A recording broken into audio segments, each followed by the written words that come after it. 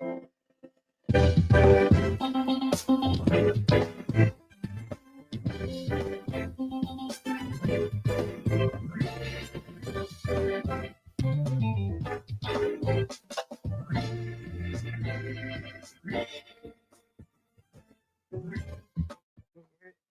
it. Thank you for tuning Welcome in to BYOB. BYOB. Bring your own Bible. Well, we believe the Bible is basic instruction before leaving Earth. The Bible is a book of principles that we must live our life by, and we break them down in a practical way so we can execute them on a daily basis. That's what we're all about. Thank you for tuning in. Make sure you like this, share this, tag somebody that should be tuning in with us. Yes. Let's go. Let's dive right into this. Yes, ma'am. So before the camera started rolling, what was happening, buddy? I think I was giving you the third degree. That's what she told me. She said I give her the third degree when I'm discussing and talking to her. Yo. So we need so counseling. Funny. He is so funny to me. But he was not funny this morning because you were picking and picking and picking. That's it. He was really trying to work my nerves a little bit this morning. I was inspiring her to be better. So y'all know we are in a more professional setting. So our what we call Bryce, our marketing or media manager. Yeah. I don't know. Bryce, tell me what do we call you? Media but director. Bryce comes to close the door. She's like, I don't know what's happening. And we really were just discussing what we're going to be talking about this week or today. But she's so aggressive to it makes no. The anyone man feel nervous. If you know anything about Geminis, drop in the chat. If you know, you know. I mean, it is for real. But I'm sanctified. I believe in him. No, it's something. It is something about the Geminis. It is serious. Only the bright and morning star. But I mean, I still have fun with you. You crazy though. Let's dive into our topic of discussion for this week. Yeah. But I always have to kind of double back and say what we talked about last week. I do want to admit, last week I gave everybody a challenge because we're talking about the grind and the grace, the being able to, like hustle, get your work done, yada, yada, yada, but being able to find rest. And we were talking about how rest is more than just taking a nap or sleeping. But the challenge for last week was to spend 1 hour. I felt like one day might be a bit much just jumping out there, but 1 hour of complete rest. No phone, no distractions, no work. Time out. How many of you were able to fulfill the goal of that challenge? How many of us were able to take just 1 hour of complete rest? I'm not worried about nothing. I'm not stressed about nothing. I'm at peace. I'm in peace. I'm relaxing my mind, my body, and my spirit. Now, I was talking to my husband and he was like, I was able to do it. Me, on the other hand, it was a struggle for me last week. I was not able to just take 1 hour with no distractions and just rest. I slept, but again, sleep is not necessarily rest. Yeah. I mean, if you have something on your mind, it can be weighing you down. So in your spirit, you're tossing and turning and you're just not in rest. So I wasn't able to do it last week. But my goal for this week is to double up. Whatever I couldn't do last week, I want to make that up because it was only 1 hour. So that's obtainable. So I want to be able to complete the challenge for last week as well as the challenge for this week. Okay. That is my ultimate goal. And I will succeed this go around. I will. And I think I have help because I'm on spring break this week too. So that helps a lot. So that's going to be my personal challenge. You got time to do it. Absolutely. And I'm not going to let you distract me or put me to work. I got you, because he is the ultimate taskmaster. He puts me to work. So I'm gonna stick with it this week though. All right. So this week, although we are still in the overall theme of the grind and the grace, this week we're talking about checking your ambition. The focus is working with purpose, within purpose, and not pressure. What does that look like? What does that feel like? Because in real life, we're always trying and striving to achieve big things. And, you feel like if you're not hustling, grinding all the time, working, you feel like you fall behind. Like, dang, I'm always trying to play catch up. But even in trying to catch up, we never get to where we want to be. So this is the point where it's like, you have to check that and say, hold on. All right. I'm pushing myself. I'm making these sacrifices. I'm pushing people out because I'm trying to focus on this, but I'm still not progressing in it. Maybe we should check our ambition, check our focus. Like, what are we really doing? So I had to ask the question when I'm checking my ambition, like, what's driving me? What's the driving force behind what I'm doing? Because as we were talking before the cameras came on, because I just thought about closing the door again. But as we were talking before the cameras came on, we were talking about a lot of the times, and we don't realize the thing that is driving us. And we talked about this when we were discussing purpose-driven life is fear or pride or comparisonitis or comparing yourself to others. If we're working in purpose, we're in our purpose and we're operating in the way God has designed us, then you won't get as burned out. You're still going to need to take some rest, even when you're compassionate or passionate in what you're doing. You still got to take some rest, because even in that you can become burnt out. But it's the fear and the comparison and the pride that really takes a toll on us when we are not necessarily operating in purpose, because through fear, through pride, and through comparison, it's pressure.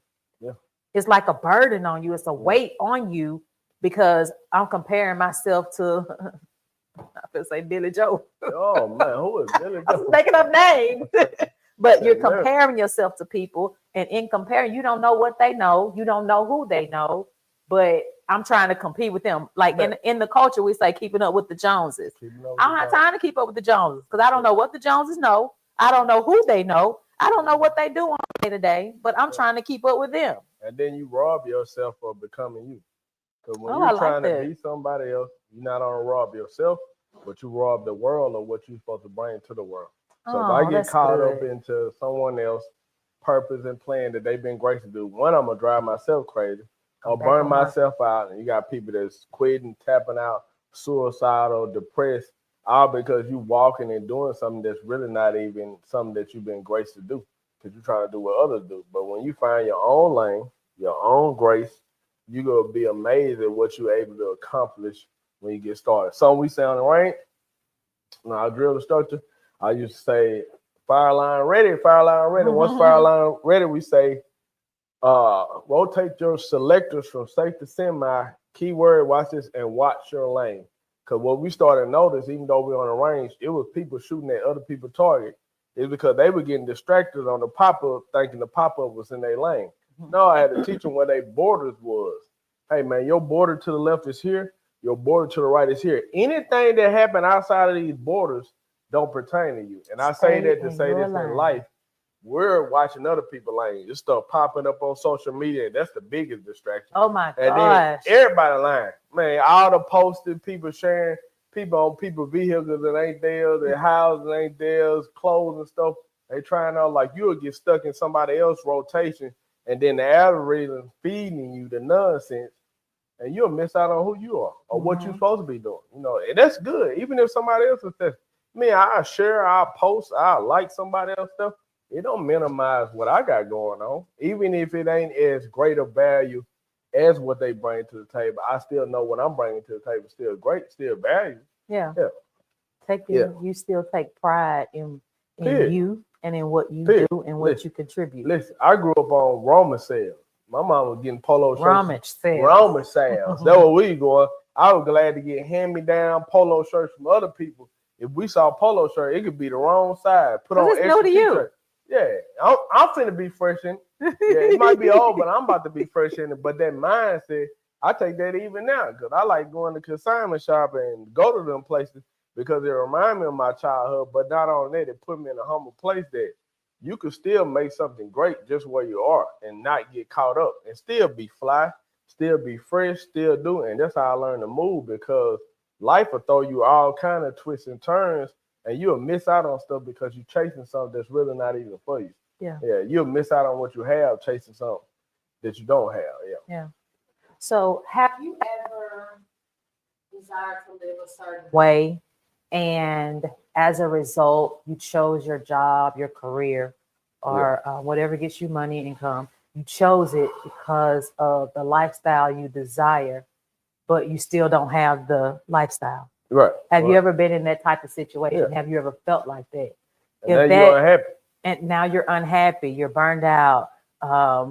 What I have seen is when we are not operating in our purpose, sometimes, especially when you have done it for years and years and years and you're burned out, sometimes it has a physical manifestation.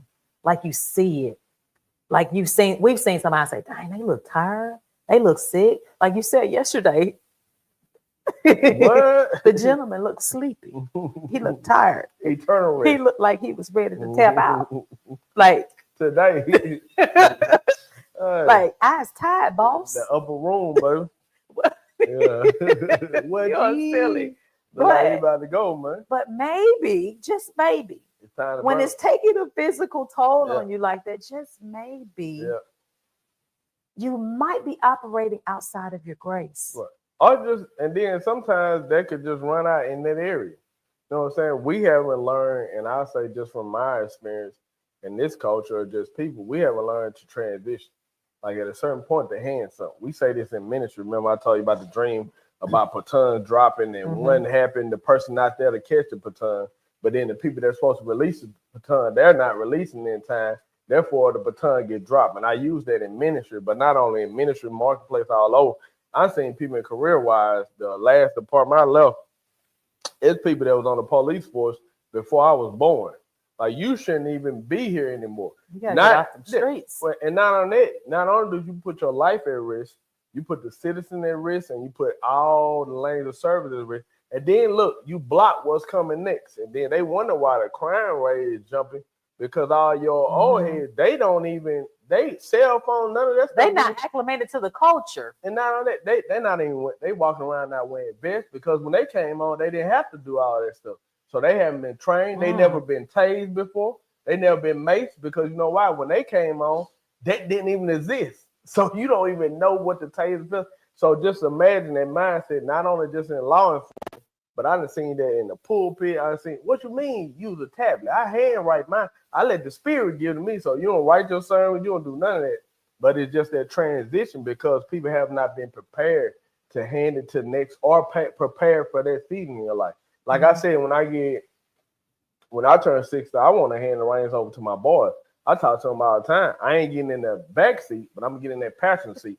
You gonna hear me the whole time. I don't mind you driving. Hey, that right, Nate. But yeah, you gonna say I'm gonna hear my dad. Look, you gonna drive while I'm and ask your mama. I will grab the steering wheel when you drive. My God. But I'm saying I'm already now planning for that season in my life where I won't be in the driver's seat. But it's just imagine people that in their life, you're not even planning for that stage. You're gonna drive it into it. You'll tear it up. That's what they had.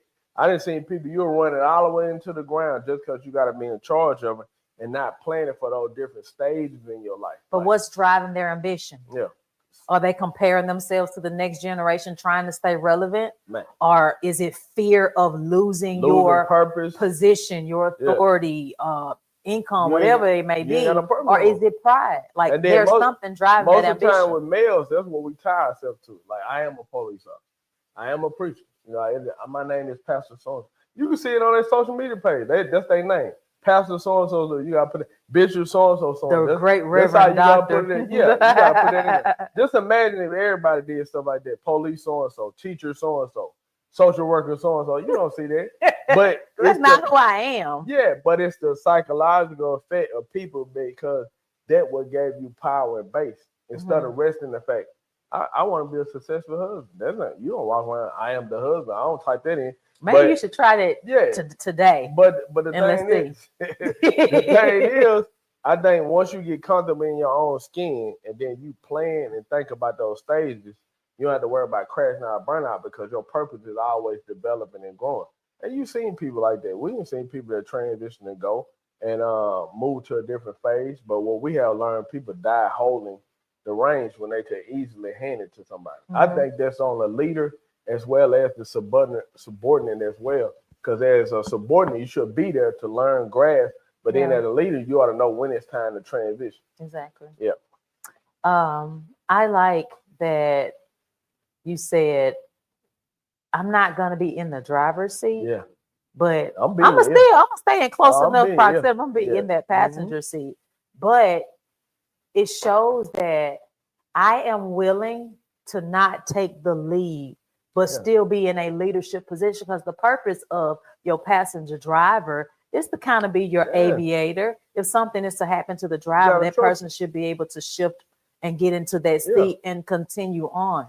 And that's something that I feel shows that not just that you're preparing for the future, but it shows that, in my opinion, that in the passion you have for whatever you're passing on, I'm passionate about it enough to share it with someone else so that this can continue on and on, because I see the benefit I see the benefit in it. I see the purpose of it, and it's bigger than me. Yeah. That shows me that you're not operating in comparison, nor fear, nor pride, but in purpose. Right. Because when we operate in our purpose, I don't mind showing someone else how this is supposed to be done, because it's not about me getting the vainglory, but it's about preparing the next generation so they can prepare the next generation, so they can prepare the next, which we've already discussed, because we talked about discipleship. You just painted a picture of what discipleship looks like.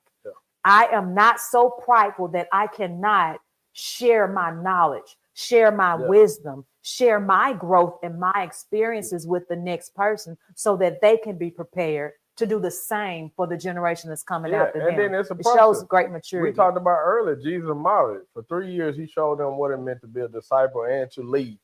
So then the third year, he ascended, and then the Holy Spirit descended so the disciples can lead on that level. What did the disciples do? They recreated what Jesus did. Why?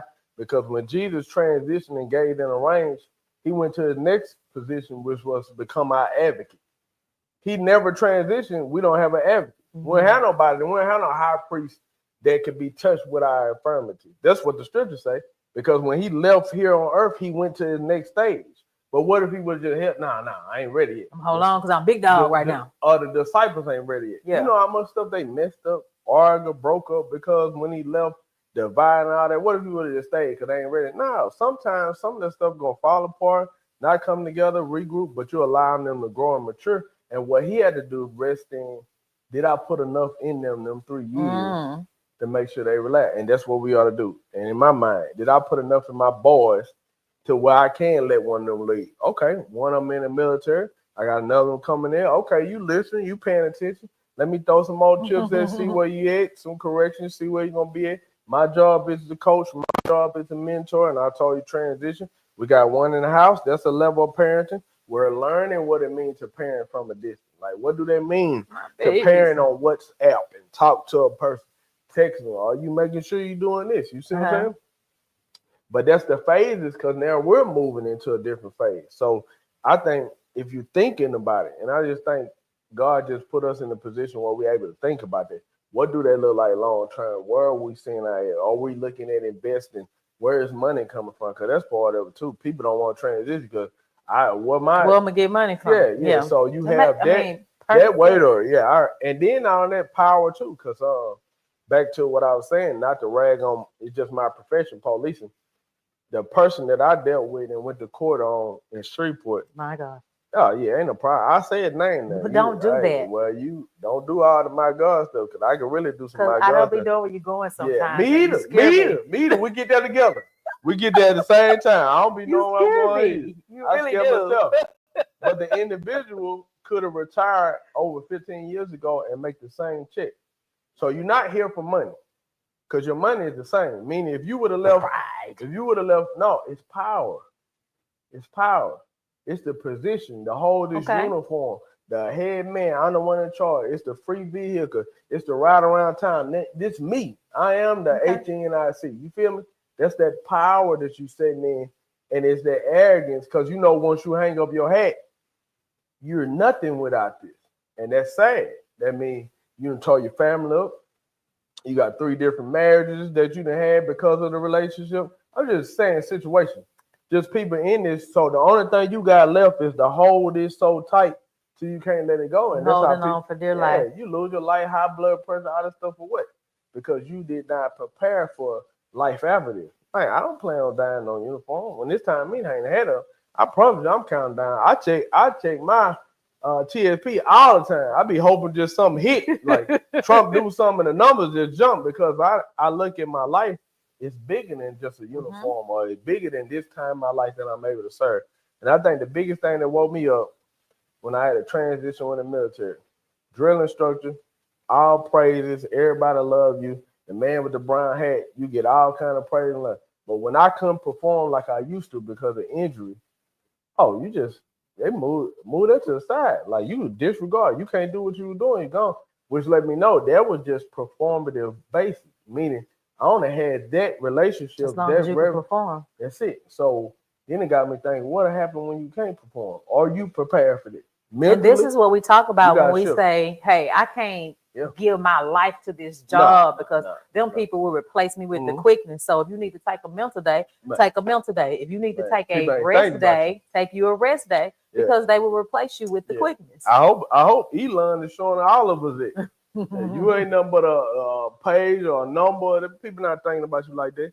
And then when you get a chance to process it, you're like, okay, it's not. Don't mean to be bitter. Like I was telling people, hey, you gotta act like that at a job. I'm a federal worker now. Like you ain't gotta act like that. Just start thinking, like, what else can I do? What can I move and transition it? See, how can I grow? Think about it. How can I grind? What is my grace to do? Something you said stuck out to me because you said sometimes we get on these jobs and we work and we grind and we hustle because of the money. And even though I'm not passionate about it, I stick with it because the money is good. And then I just don't know what else. So it made me think, this is when we have to be more spiritual than practical because we have to make our requests known.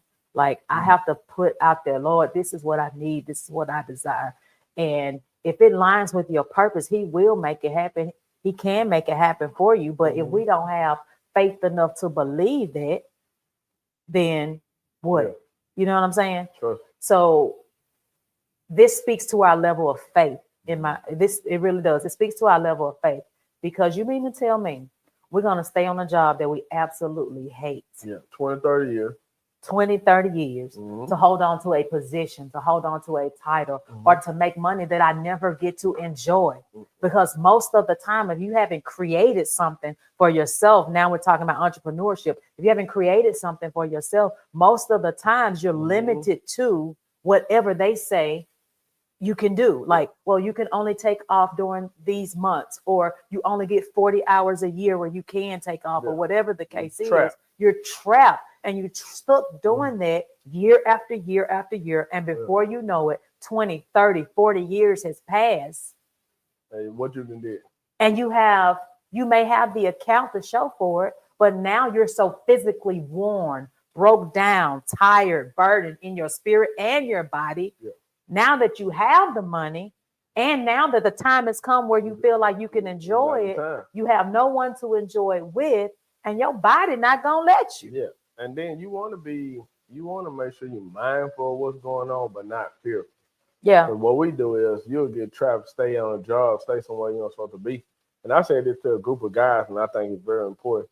You'll end up losing everything that you're working for by working for it. And what I mean by that, person going through a divorce and you only took them extra hours because you wanted to make sure the family good, or your kids grow up hating you because you wasn't there, but you only was working to make sure that they could play the game or have the shoes or have the clothes. So you'll almost take away from that because you're just in that grind mode. But then understanding that, find a sense of peace and a balance to kind of juggle all those things. That's going to be the trial and test that you got to go through. And I think that's hard on men because we just define on that. Okay, it's a problem, then let me be the problem solver. And sometimes it's just meant for you to be present. It don't mean you got to be perfect. It's just to be present. Just by the fact you showing up, being there, being present, that's what's necessary in order to see that person grow. Make sure that environment change, stuff like that, versus losing everything because you're chasing everything. I'm telling you, all of this takes me back to the study on purpose-driven life. Okay. It's easier to do that when you understand your purpose. Right. If you're not operating in purpose, this is a time to stop, to reset, and to realign. Because when it is that you're operating in purpose, now, again, I'm not saying because you're operating in purpose that you won't get tired, you won't get burned out, you won't need to take a rest day, because you will. You will, because at the end of the day, we're working with people. People put their burdens on us. People put us in situations from time to time that just takes a physical, spiritual, and mental toll, financial toll on you. And you need a break from that. You need to take rest from that. But when you're operating in your purpose, sometimes it won't seem as overwhelming. It won't seem as burdensome as it is when you are not operating in that same grace. What's your Proverbs scripture say? Oh, and that's good, right where was I? Proverb 16. Let me go back to my notes. Proverb 16:3. Proverbs 6:3. No, I was in 16:3. That's what I was telling you. Okay. When I was talking to you about Proverbs, I was in 16:3. Okay. And it was discussing how it encourages us to commit our plans to God and trust in Him. And that's called surrender. Okay. It's called surrender. What that means? We don't want to surrender.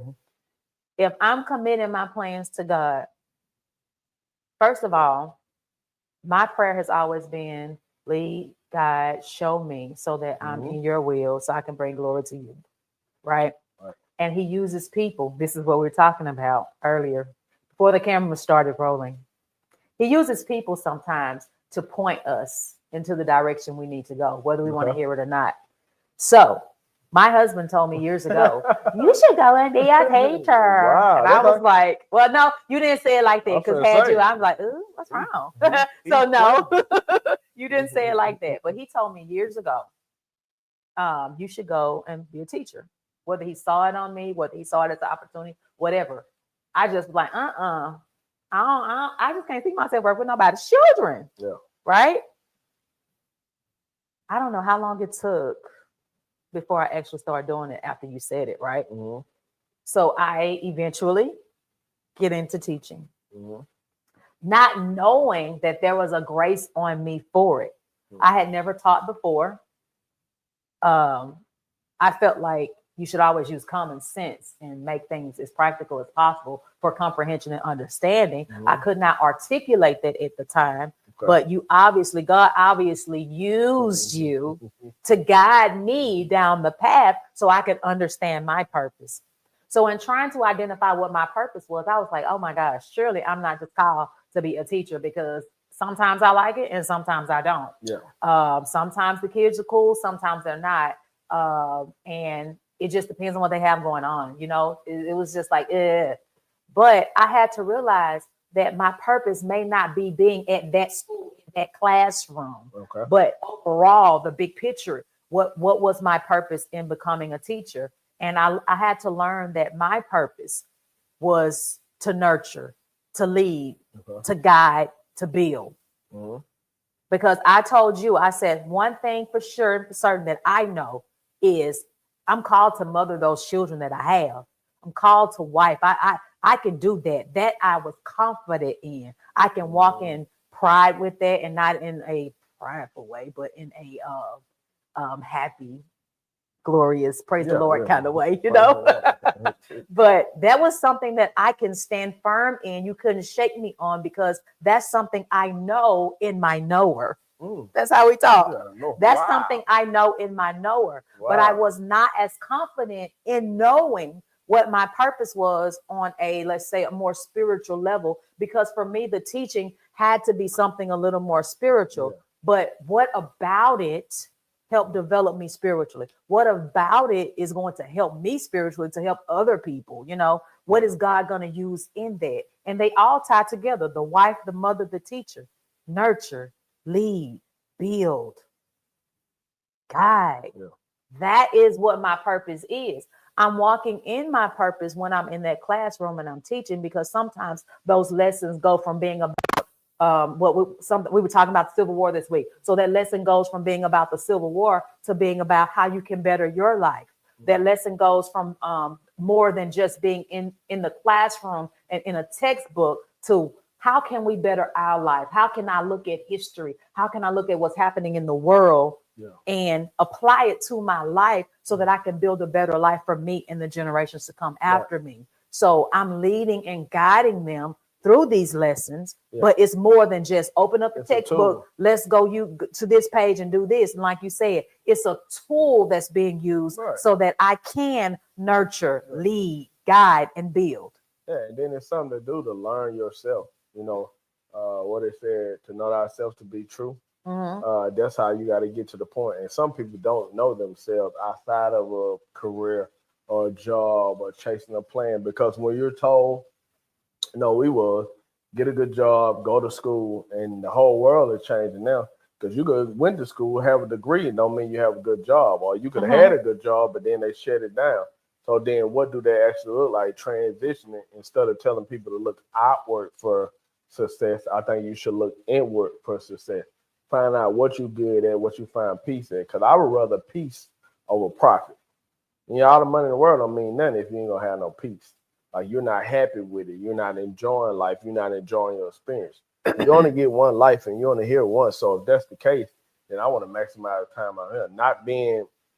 Not being a person that's wasteful, but making sure that I'm putting in purpose. Like you said, commit your plans to the Lord, or commit your ways to the Lord. Like, man, I'm petitioning and giving this to the Lord for his approval on what it is that I'm chasing and what I'm doing.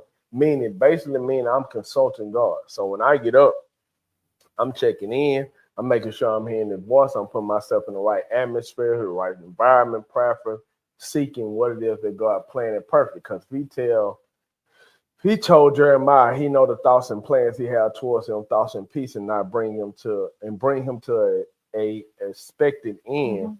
We could juxtapose, if he said that for Jeremiah, then truly he must have a expected end for everyone, because Jeremiah ain't special. You know what I'm saying? All of us is sons and daughters. So if he got a plan for him, so surely he got a plan for me. And if that be the case, shouldn't I check with the person that got the plan?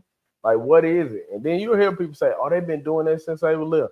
We watch a comedian, or you hear a singer, or they found be like, oh, they was telling jokes and they kid people standing around. Oh, she been knew how to sing. She was singing in the living room and started singing at the church. Why? Because we see those gifts, because those are what you call those gifts that have charisma to a charismatic gift. Those gifts that we see that are standing out, because but we don't see the administrative gift. Oh, she was doing that when she was little. She was the only one go put her shoes up. She been showing you that she had that gift for organization, but you're not looking at it like that. Ain't she the one that did the dishes? We don't look at them as gifts. Yeah. We just look at them as either the big job with the glam and the glory, or we look at it as little minute jobs that nobody want to do. You know what I mean? Yeah. But something that I realized while you were talking is when we say commit our works to the Lord, or ask the Lord to order our steps and walking in our purpose, why it's so easy to say, why is it so hard to do? And as you were talking, I realized that it's because God's way challenges that fear. Yeah. A lot of the times it's hard to let go and to let God, because we're afraid that we're going to fail, or we're afraid that we didn't hear God's voice, or we're afraid that it ain't going to work the way we pictured in our mind. And every time something happens in your life, you say, well, I didn't plan it that way, but it worked out. Yeah. It challenges the fear, which is what makes it so hard for us to let go. What is the fear? Sometimes it's not that you are afraid that it ain't going to work, because you could clearly see that it is. But what if it's the fear of solely trusting in God to provide and to get you to the next step, or to elevate you, or to make your plans come to full fruition? There's a fear there, and everybody's fear is a little bit different. But when something challenges that, sometimes it's hard for us to let go of what we know and what we find comfort in. When we don't find comfort in it, if it makes us uncomfortable or feel some type of way, I'm like, going on with that. Miss me with that. I don't want to have nothing to do with that. Yeah, it challenges you. Because it challenges us. We don't like a challenge unless we know that we are the ones capable of meeting the challenge, beating the challenge, being successful in it. So if I present you with the challenge, I already know in my mind, oh, I got this hands down. But if we don't have that confidence in knowing that we can do it, we shy away from it. Oh, no, don't call on me. I don't want to. No, not me. Because there's a fear there. So again, we have to check our ambitions. We have to check the driving force behind those ambitions. Is it fear that's driving you? Is it pride that's driving you? Is it me comparing myself to somebody else that's driving me? Once you can identify those things, then you can say, you know what? I will no longer let fear or pride or anxiety or comparison drive me. God, I'm yours. I want peace in my mind, in my spirit. So I'm giving this over to you. Lead me, guide me. I mean, we're going to have to be like Solomon and ask for some wisdom and all these things. Give me wisdom, knowledge, and understanding so that I can walk in my purpose, so that I can do what you have called me to do, even if it's on in a secular sector. I still want to walk in my purpose, because ultimately that the practicality of my secular job and what I'm supposed to be doing in the spirit world, they all gonna align. He's not gonna say, okay, in your secular job, you're gonna be a bus driver, but over here in the spirit world, I don't know. They're not gonna be too far off from each other. You know what I'm saying? Right. The practical things that we do from day to day, God uses to draw people so that we can create more disciples, so that the word can get out to the masses. That's the whole purpose, right? So identifying what your driving force is, knowing what your purpose is, knowing what you are called to do and understanding it. Don't wait 20 and 30 years before you say, Lord, what is my purpose? What is it that you want me to do? Literally sitting down and analyzing the things that you do on a day-to-day basis that God really is using, that he really is trying to use to get you to your question for when did you feel like you tapped into your purpose? Like, what made you feel like this is why I was put here on earth? I tapped into my purpose before I knew I tapped into my purpose. I was going and moving and operating before I even knew that that's what I was doing. So at the end of the year, after students test and all of the things, our principal would call us in and she would show us how our kids performed. And I thought that I was doing a bad job because I was like, I don't know what I'm doing. Mind you, you had just told me, and it's probably about a year or two in, you had just said, I think you ought to do this. And then, I kind of get into it, but I'm like, I don't know what I'm doing because I never thought about this. That's not what I saw on a day-to-day basis. So it was like, ugh. And I didn't have guidance. But I'm a strong believer in using common sense. So what I thought was using common sense was working for me. Now I'm saying common sense, but could it have been the guidance of the Holy Spirit? Could it have been God was downloading in my spirit what those students needed at the time? So much so to I gradually got to the point where I'm coaching teachers. What in the world? How am I in this role? Mind you, I ain't get paid for it, okay?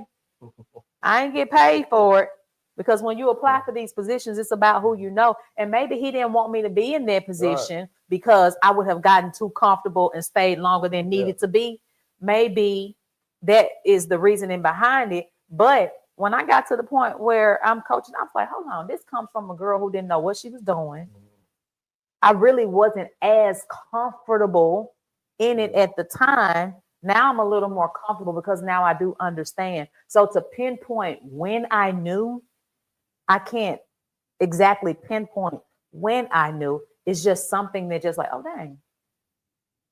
maybe through doing the BYOBs and having like a discussion, it clicked and it registered. And from that, you know, I can walk in more confidence. I can walk in knowing that, okay, I understand that this right here is what I'm supposed to be doing.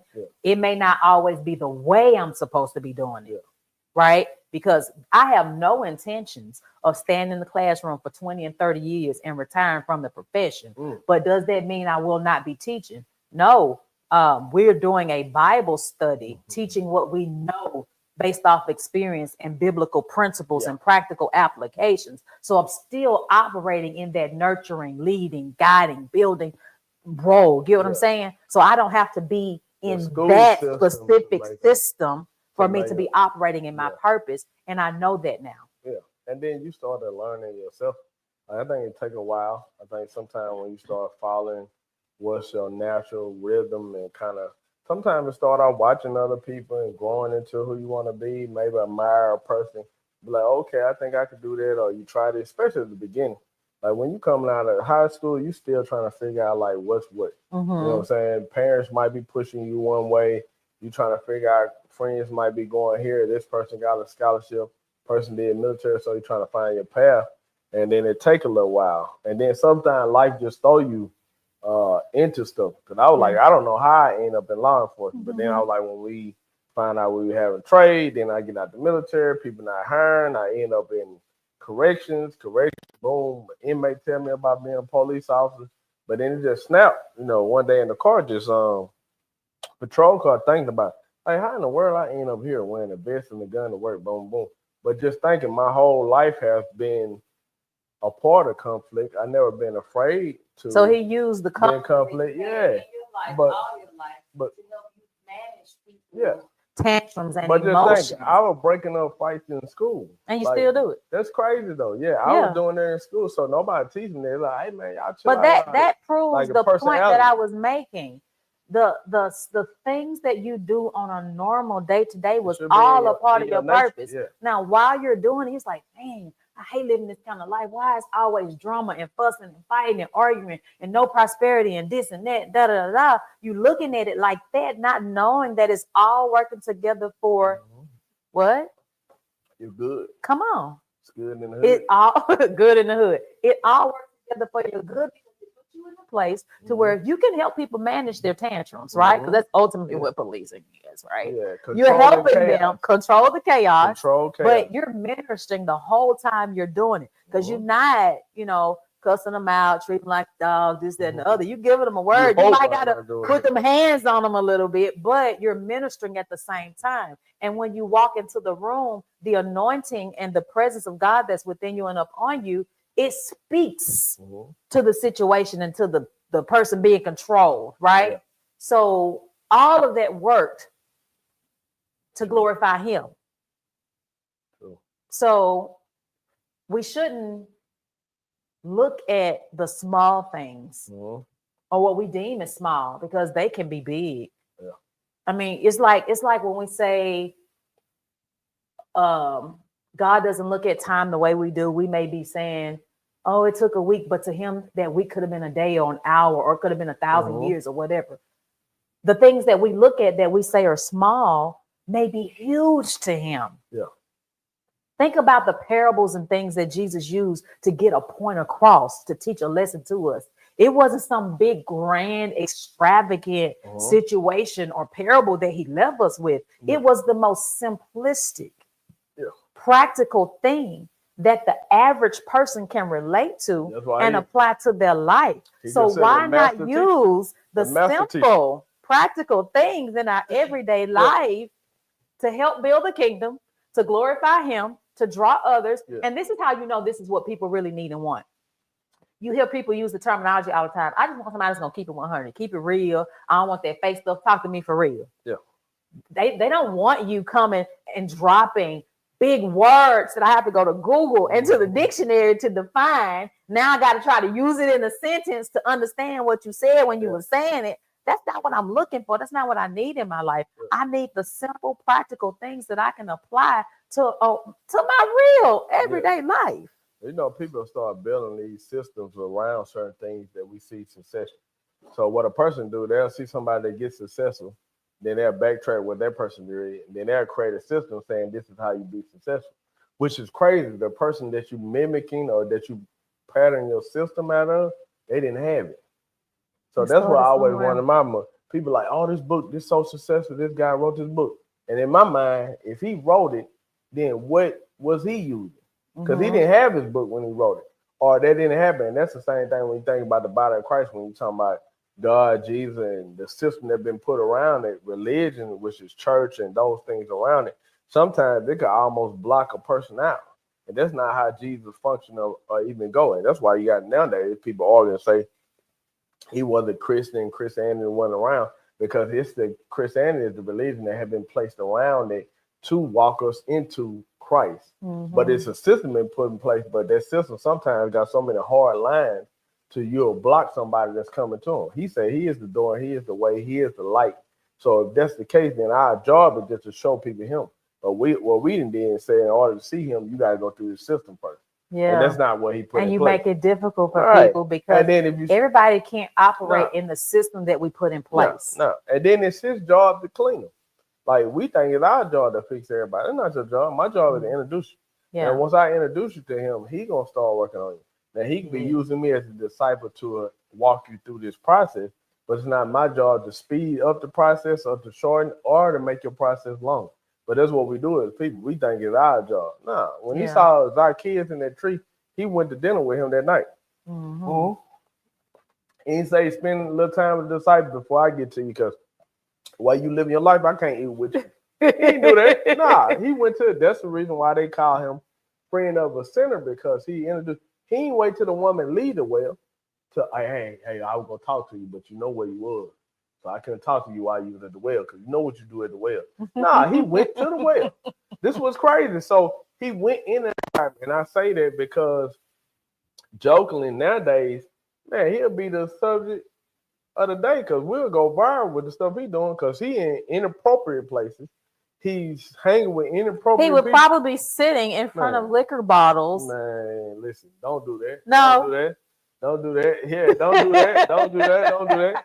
He probably would make you uncomfortable, make you question. That's the point, to make you, Yeah, and then to let you know that I'm bigger than that. Just like somebody will say the space or place that a person in. Like, man, you mean the garden inside of you can't be in that environment? Like, are you serious right now? Now, if you go in that environment for entertainment, that's different. I'm saying being in that environment so you could be a light. Like, nah, they don't. Yeah. My family, I know you couldn't come to my birthday party because we got alcohol at the birthday party. You and your alcohol don't scare me. Like, that's not gonna enforce me or make me drink. No, I'm the light. And how we expect people to see the light when we hide the light? The light not allowed to come around darkness, but we want the darkness to come out the darkness. Now, how's the darkness gonna come to the light? And you'll ever show me the light. The light can't be around the darkness. No, the light had to be shown so a person can know. How do I know I'm in darkness? I know it's dark when light shows up. Because light shows me. Because they see a difference in you. Right. The light comes to where you are. To illuminate, to show me. It illuminates. Man, I ain't know I like see the difference. I know I can live better. So now I can think about living a different type of way. But I know somebody else. I know I can't love, but I know I can't forgive, because somebody else, you see what I'm saying? I didn't show that light. You just shine light. And then don't do that. Don't do that. Yeah, don't do that. Go in real quick. So the thing is, it's important to do that. But as believers, we got to get out of our shell. And like the class we had yesterday, you got to get beyond those walls. It's that mindset. And I say not only just spiritual as it relates to church walls, physical walls, but spiritual, just our mindset, the way we process stuff. Yeah. The only people you associate with people that's in your environment. The only people you communicate with in your environment. Even people on your job don't even know to the degree that you have a relationship with God, because you got all this stuff boxed in. You don't share, you don't post, you don't give. There's so many avenues now that we can do. If he's really the center of your joy, if he's really the factor in your life, you should share it. Just like you'll share that. The center of my joy. Yeah. You asked me when did I know, and I said that I could not pinpoint when I knew, right? But the certain level of confidence that I was able to gain, not pride, there's a difference between pride and confidence, but a certain level of confidence in knowing that I know that I'm supposed to be doing this. It came when I was pulled from my norms, Okay. like away from the things that triggered me or caused me to operate in a certain level of fear because of judgment or possibly intimidation or meeting the status quo or meeting someone's standard that they set for me. Okay. That pressure, when I was pulled away from that, not necessarily moving states, but just when I was able to pull away from that, then I was able to walk more confidently in what it is that I am called to do. And I can clearly see my purpose.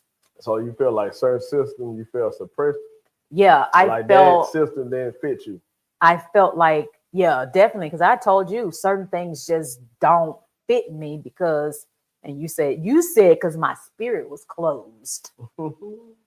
But I don't think that my spirit was ever closed because I'm watching, I'm listening, I'm looking, I'm learning, right? Mm-hmm. But and I enjoy where I come from and my learning and all of that. I in hindsight 2020, right? Yeah. But for me to operate like I see the next person operate, that is not me. Yeah. It takes me out of and it's not just about my comfort zone, but it takes me out of my element. I cannot do what you do and be as successful as you. Yeah. That's not my grace. That's not my calling. Mm-hmm. And I had to be confident in knowing that and being able to say that, right?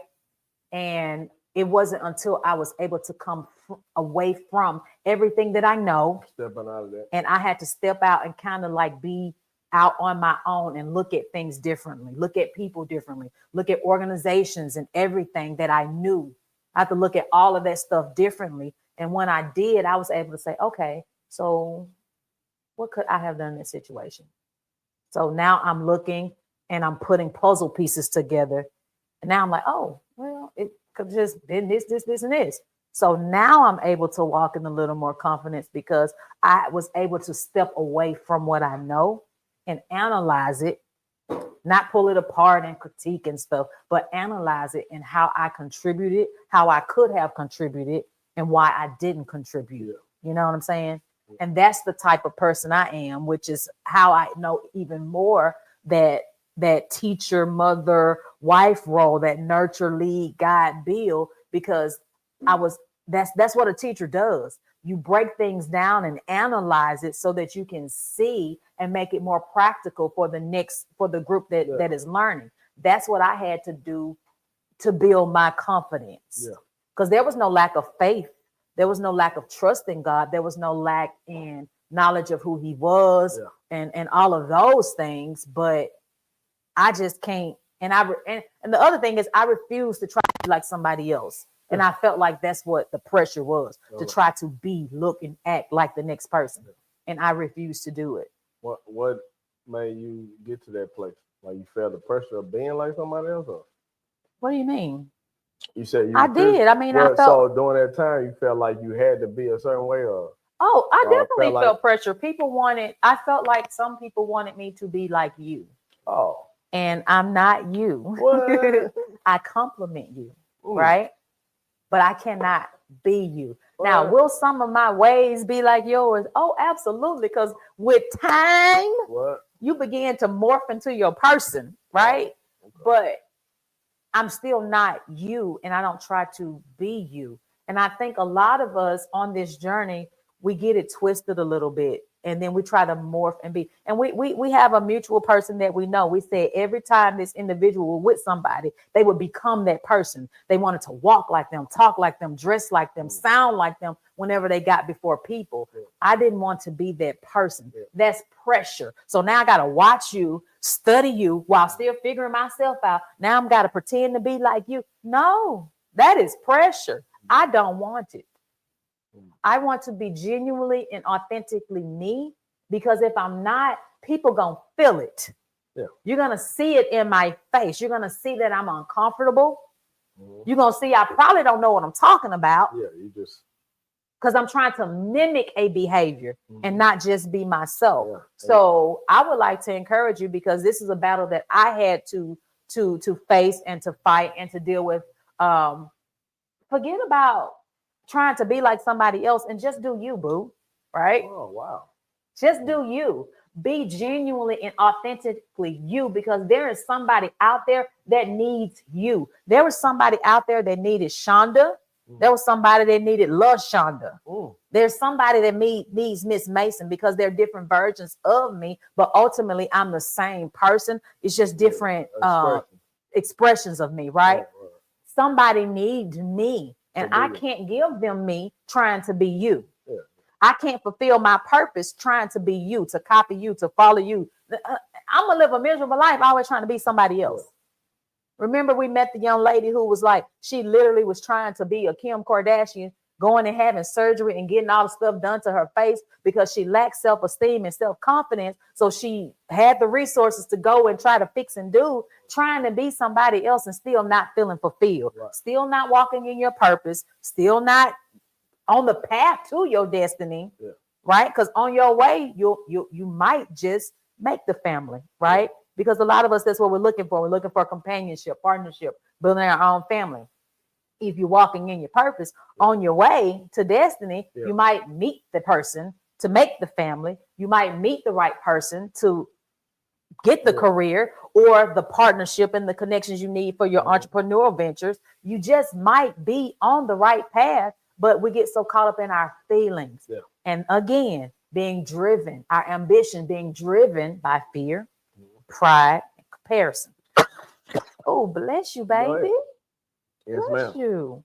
And those things can hinder us and block us from achieving our purpose. Those things completely stop so many people. Think about all the people with all the potential that are in cemeteries, that are in jails, that are in mental institutions, because they drove themselves crazy. They drove themselves to an early grave. They drove themselves to be institutionalized, whether they're in jail or, in a mental facility or whatever. But you drove yourself to that because you allow people to do it. People got a steering wheel in your back, and they got the gas, and they're steering you. They're directing you. They're driving you. That's crazy. So it all goes back to when we first started BYOB and talking about our purpose, determining what your purpose is, figuring out what your purpose is so that you can live your purpose-driven life. Because in doing that, you fulfill the call that God has on your life. In doing that, you're going to be able, your life and everything about it and tied to it is a tool for evangelism. That's going to be the tool to use to disciple. And in you discipling, hopefully there's a domino effect. The person you disciple will then disciple, then they will disciple, and then they will disciple. And you have fulfilled your mission, your call, because you were genuinely, authentically you. And you did not let fear, pride, or comparison be your ambition. And in all of that, not forgetting to rest. You got to make sure you have a rest. And rest, again, because we are running out of time, does not mean I'm going to go lay down and take a nap. But rest proves that I trust in God and his plan and in this purpose that he's given me. I trust him so much that it is not a burden, or I'm taking a break from the work so that I don't become burdened, so that I don't become overwhelmed and weighed down, so that I can give the best of me. And I want to give the best in everything that I do, because if I'm walking in my purpose, it's going to bring glory to him. So this week, our challenge is going to be to take one evening, completely off and do something that refreshes your soul. So I already have planned for me what I'm going to do this week to refresh my soul. Plus, I got to go back and rest physically, mentally, and spiritually. That 1 hour of rest that I did not get to do last week. So I'm doubling up because I can do it. I can do it, and I'm going to do it. I'm going to physically, mentally rest that 1 hour. And I'm going to take a day where I do something to refresh my soul, something that brings me joy, that gives me peace, and that motivates and inspires me. Because if you can't Sow into your own self. Yeah. Who else will? Y'all, we are out of time. We thank you so much for joining in with us, not for watching, but for joining with us and being a part of this experience. Like this video, share this video. You can also give by way of Cash App, ICANN365. We love you. We thank you, and tune in next week. That's it. Grace and peace.